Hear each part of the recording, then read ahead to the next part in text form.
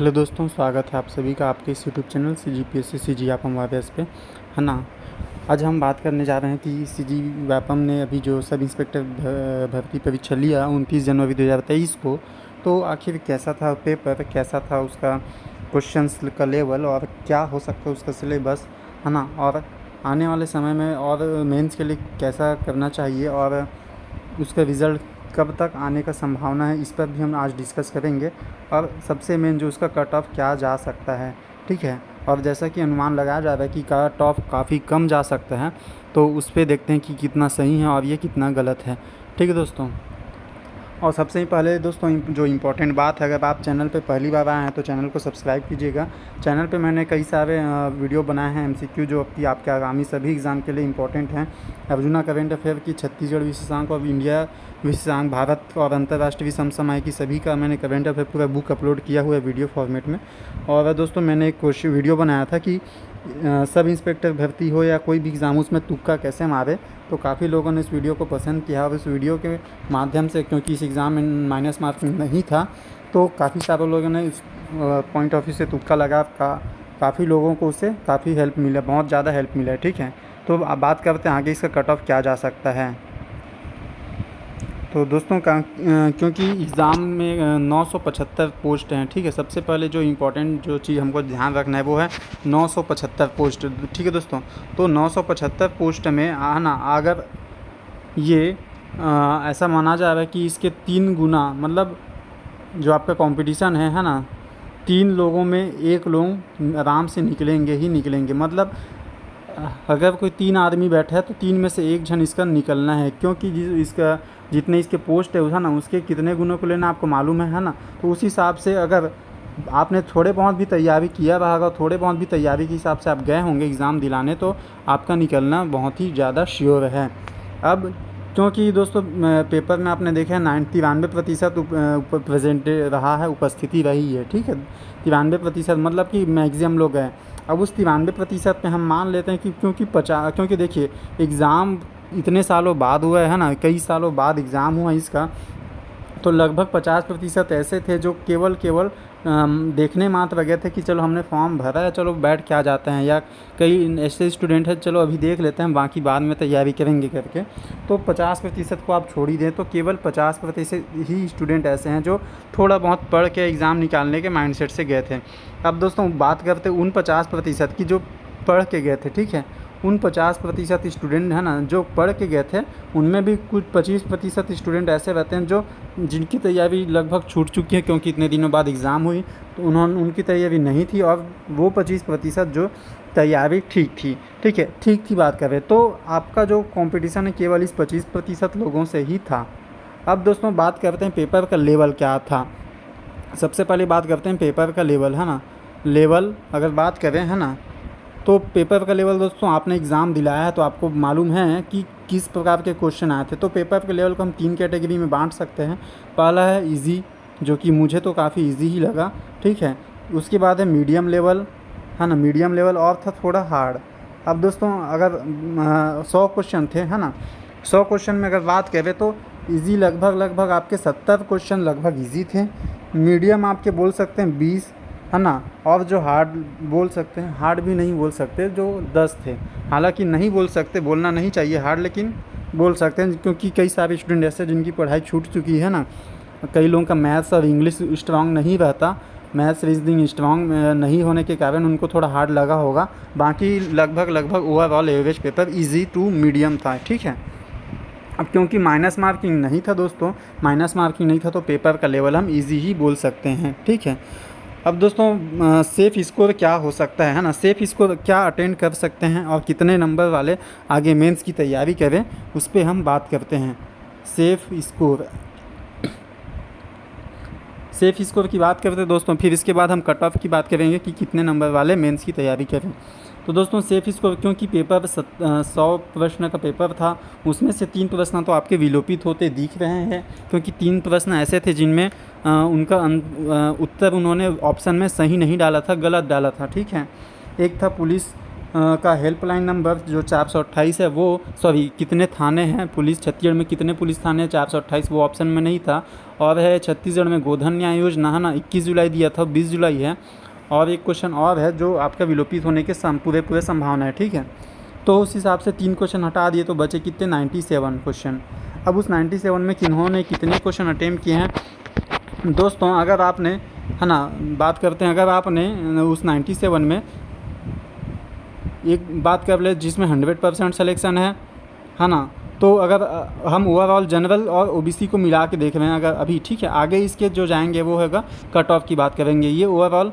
तो अगर आपने 55 क्वेश्चन सही बनाए हैं जनरल और ओबीसी में तो आप निश्चिंत रहें। उसके बाद है अगर बात करें कि एससी में अगर आपने 45 से 50 क्वेश्चन सही बनाए हैं तो आप एकदम निश्चिंत रहें। और एसटी में आपने 40 क्वेश्चन से ज़्यादा बनाए हैं तो आप निश्चिंत रहें, ठीक है। आप मैं क्या बोल रहा हूँ, निश्चिंत रहें बोल रहा हूँ, सेफ स्कोर ला सकते हैं, है ना। 40 प्रश्न अगर सही बनाया तो एसटी वाले निश्चिंत रहें। अब बात करते हैं दोस्तों, ये कट ऑफ की बात क्या करें, है ना, कितने नंबर तक वाले सिलेक्शन ले सकते हैं, है ना, और कितने नंबर वाले मेंस की तैयारी करें, उनका प्रीलिम्स निकलने का पूरा संभावना है। तो पहले बात करते हैं जनरल कैटेगरी की यहाँ पे। तो जनरल में दोस्तों इसको हम 2 भाग में डिवाइड कर लेते हैं, एक होगा मेल और एक है फीमेल, ठीक है। मेल और फीमेल में, तो मेल की बात करें दोस्तों तो आप एक मोटी मान सकते हैं 54 प्रश्न अगर आपने सही बनाया है, मेल की बात करें 54 हो सकता है, 54 से आप 56, है ना, 55 थोड़ा वेरी भी कर सकता है, 54 55 56 तक अगर आपने सही बनाया है तो आप एकदम निश्चिंत होकर जनरल मेल कैंडिडेट, है ना, आगे मेंस की तैयारी कर सकते हैं। फीमेल में दोस्तों आप 53 जनरल 53 और 54 जनरल में, फीमेल में 53 54 तक इसका कट ऑफ जा सकता है, ठीक दोस्तों। और बात करें कि ओबीसी कट ऑफ, है ना, ओबीसी में जो कट ऑफ जा सकता है वो क्या जा सकता है, ओबीसी में भी इसको 2 पार्ट में बांट लेते हैं, एक होगा मेल और एक होगा फीमेल। दोस्तों मैंने जो पोल डाला था उसमें काफ़ी लोगों ने अपना रिव्यू दिया है, उसमें अधिकतर लोगों ने 50 से 60 अटैम्प्ट करना ही बताया है, मतलब 50 से 60 अटैम्प्ट तो सभी पूरे 100 में 100 किए हैं, लेकिन 50 से 60 प्रश्न ही सही बता रहे हैं, ठीक है।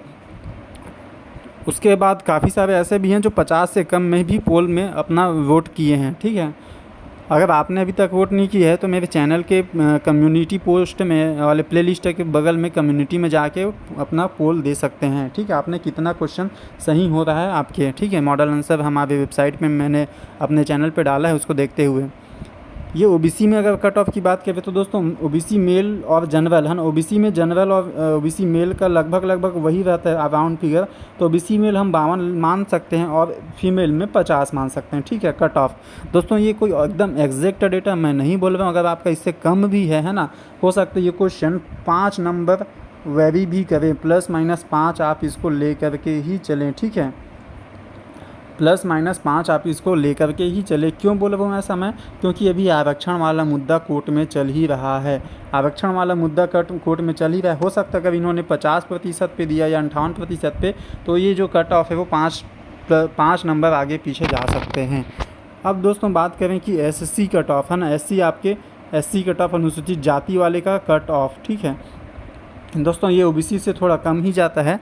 और इसमें अगर मेन बांट लें कि मेल और फीमेल में, तो दोस्तों अगर आपका एससी और मेल में आते हैं आप तो 45 से 48, तो क्या बोल रहा हूँ मैं, 45 से 48 समझ के आप इसको कट ऑफ समझ सकते हैं, है ना। 45 से 48 नंबर आ रहा है तो आप आगे मेंस की तैयारी करें, ये एक अनुमानित कट ऑफ जा सकता है ना दोस्तों। और फीमेल में अगर एससी फीमेल में आप आते हैं तो आप 44-45 मान सकते हैं, ये कट ऑफ अनुमानित जा सकता है ना दोस्तों। मैं फिर से बोल रहा हूँ कि ये एकदम एग्जैक्ट वैल्यू नहीं है, ये एक पोल के आधार पे बनाया गया डेटा है और इसमें ±5 नंबर आपका बढ़ोतरी या कम भी हो सकता है, डिपेंड करता है जो आरक्षण का नियम आएगा उस हिसाब से, आरक्षण रोस्टर के हिसाब से। अब दोस्तों बात कर लेते हैं सबसे आखिरी और सबसे इम्पोर्टेंट हमारे एसटी भाई बंधु वालों का कट ऑफ, है ना। तो इनका जो कट ऑफ है शुरू से ही काफ़ी कम ही जाता है, चाहे कोई भी एग्ज़ाम हो। तो एसटी में दोस्तों क्योंकि ये प्रीलिम्स था, है ना, इसमें केवल क्वालिफाइंग नंबर है, इसमें आपको बस कट ऑफ पार करना है ना। और कंपटीशन काफ़ी कम था क्योंकि काफ़ी लोग बिना तैयारी के गए थे, है ना। तो आप लोग कट ऑफ में इतना चिंता मत कीजिए। एसटी का जो मेल का कट ऑफ, इसको भी मेल और फीमेल में बांट सकते हैं। तो दोस्तों एसटी में मेल कट ऑफ हम 41 से 42 रखेंगे, ठीक है। 41 से 42 रख रहे हैं, ये जो है पोल के आधार पे लिया गया डेटा है दोस्तों, ठीक है। और फीमेल में अगर बात करें तो ये 38 से 40 फीमेल। क्यों दोस्तों? फीमेल एसटी कैटेगरी फीमेल में काफ़ी कम कैंडिडेट हमको देखने को मिलते हैं जो एग्ज़ाम की तैयारी करे रहते हैं। तो हो सकता है मैं 38 बोल रहा हूँ, 38 से भी कम जाए, ठीक है, ये उससे भी कम जा सकता है। तो आप जिनके कम नंबर आ रहे हैं वो आप बिल्कुल निराश मत होइएगा, क्योंकि मैंने बताया ना, ये एग्ज़ाम में ऐसा है कि ±5 नंबर तक का भी कम ज़्यादा हो सकता है। अभी सब आरक्षण के खेल के ऊपर रहेगा, ठीक दोस्तों। और कम ज़्यादा इसलिए बोल रहा हूँ क्योंकि नंबर ऑफ़ पोस्ट 975 पोस्ट है दोस्तों। तो 975 पोस्ट के हिसाब से तैयारी करने वालों की संख्या काफ़ी कम हो गई थी, क्योंकि इतने दिनों बाद ये एग्ज़ाम हुए हैं, ठीक है। अब दोस्तों बात करते हैं कि ना कि इसकी रिज़ल्ट कब तक आ सकता है। तो दोस्तों इसका रिज़ल्ट जो है वो कब तक आ सकता है, रिज़ल्ट आने का जो पॉसिबिलिटी कब है। तो दोस्तों सबसे पहली बात ये, अभी आरक्षण रोस्टर अभी जारी नहीं हुआ है एग्ज़ाम गवर्नमेंट की तरफ से, है ना।